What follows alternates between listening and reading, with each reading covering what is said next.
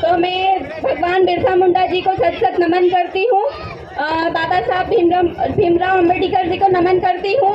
हमारे सूर्य क्रांति टंट्या भील जी को मैं नमन करती हूँ। और ऐसे हमारे जितने भी महानायक हैं, महान वीरांगनाएं हैं, मैं उन सभी को सत सत नमन जोहार करती हूँ। मेरा नाम कोमल धोपिया है और मैं इंदौर से आई हूँ।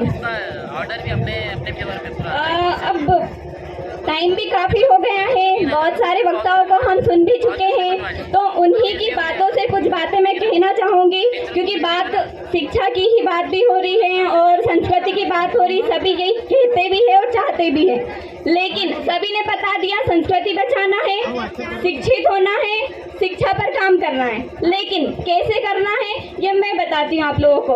आप गांव में रहते हो, आज मैं इंदौर से आई हूँ, लेकिन आज कार्यक्रम था, समाज का कार्यक्रम था, तो मैं अपनी वेशभूषा में आई हूँ। लेकिन जब स्कूल कॉलेज जाना होता है, वहाँ सार्वजनिक और सभी के लिए एक समान है, तो हम एक ही तरह से जाते हैं। उसी प्रकार से आपको भी जिस जगह जिस चीज़ की जरूरत हो उस हिसाब से हमको हमारी संस्कृति को भी लेकर चलना है। और जैसा कि हम कहते हैं भारत देश हमारा है, तो ये भारत देश और इस देश का हर नागरिक, इस देश की हर संस्कृति, इस देश का हर समुदाय और इस देश का हर एक चीज हमारी है और हमको ये मानना पड़ेगा।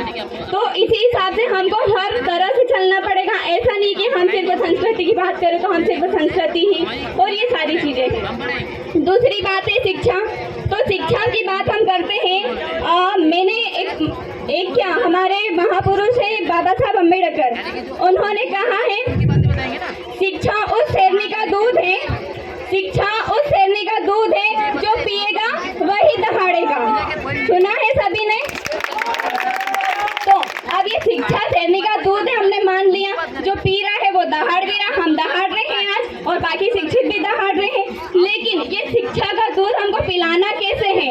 आप देखते होंगे गांव में हमारी स्कूलों की स्थिति, शिक्षा की स्थिति क्या स्तर है, हमारे बच्चे कितने शिक्षित हो रहे हैं, हमारे युवा कितना शिक्षित हो रहे हैं, आगे कितना पढ़ रहे हैं, हमको उन पर ध्यान भी देना और उनको बताना भी है। तो शिक्षा मोस्ट इम्पोर्टेंट है और जरूरी है कि हमको शिक्षित, हमारी समाज को शिक्षित करना है, तभी हम हमारे, आज अगर हम शिक्षित नहीं होते तो हम क्या बोल पाते?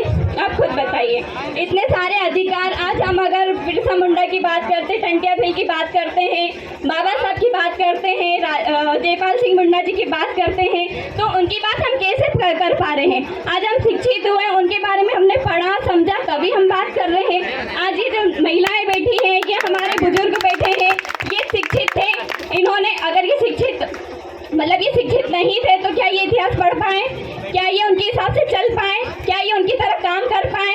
आज आप सोचिए कि आज हम जो बात करते हैं ना कि बड़े बड़े लोग हैं, सरकार के लोग हैं या जो भी लोग हैं, ये लोग अगर ये इनके बच्चे बड़ी बड़ी स्कूलों में, विदेशों में जाकर पढ़ रहे, तो वो क्यों पढ़ पा रहे? क्योंकि पहले वो शिक्षित हुए, आज वो बड़ी बड़ी नौकरियों पर बैठे हैं, तब जाकर उनके बच्चों को पढ़ा रहे हैं। हमारे लोग शिक्षित हुए ही नहीं, पढ़े लिखे ही नहीं, आज वो मजदूरी कर रहे हैं, तो हमको वो कैसे पढ़ाएंगे? बताइए, आप लोग नहीं पढ़ा सकते ना वो।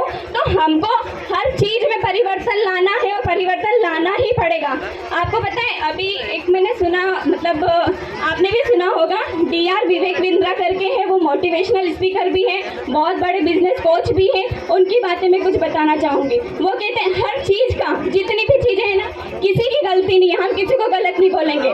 हमारे जो बुजुर्ग हैं उनकी भी कोई गलती नहीं, क्योंकि उनको संविधान की जगह गीता पढ़ाई गई, उनको हमारे महानायकों की जगह भगवानों के बारे में बताया गया, तो ये उनकी कोई गलती नहीं है। उनको जैसा बताया या जैसा दिखाया वैसा उन लोगों ने सीखा और वैसा वो करते हैं।